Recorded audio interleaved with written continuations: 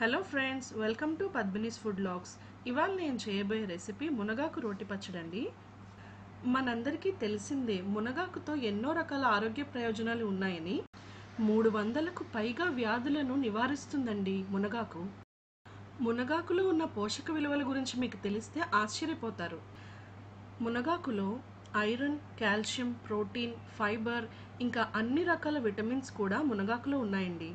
ఇవి మన ఆరోగ్యానికి ఎంతో మేలు చేస్తుంది. ఇంతటి ఆరోగ్యాన్ని ఇచ్చే మునగాకుతో ఇలా పచ్చడి కూడా ఒకసారి చేసుకోండి. మునగాకు పచ్చడికి కావలసిన పదార్థాలు: 10 నుంచి 15 ఎండుమిర్చి, 1 స్పూన్ జీలకర్ర, మినపప్పు, 2-3 స్పూన్ల వేరుశనగ గుళ్ళు, 2 స్పూన్స్ పచ్చిశనగపప్పు.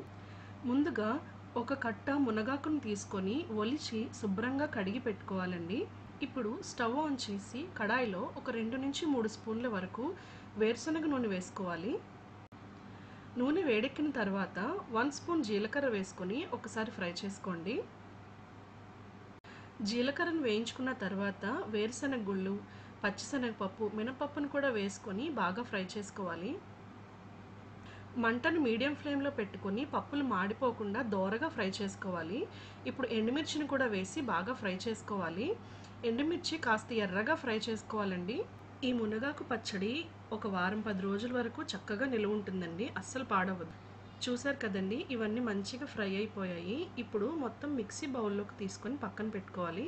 ఇప్పుడు అదే నూనెలో మునగాకును మొత్తం వేసుకొని ఫ్రై చేసుకోవాలండి. ఎక్కువగా ఫ్రై చేయకూడదు, కొంచెం పచ్చివాసన పోయేంత వరకు ఫ్రై చేసుకుంటే సరిపోతుంది.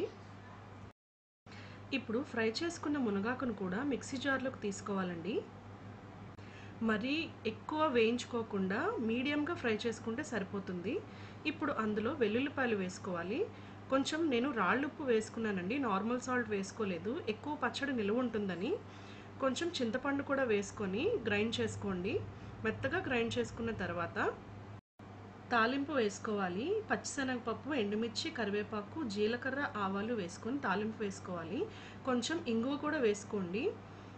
ఇంగువ వేస్తే పచ్చడి ఎంతో రుచిగా ఉంటుంది. ఇప్పుడు ఈ తాలింపుని పచ్చడిలో వేసి బాగా కలుపుకోవాలి.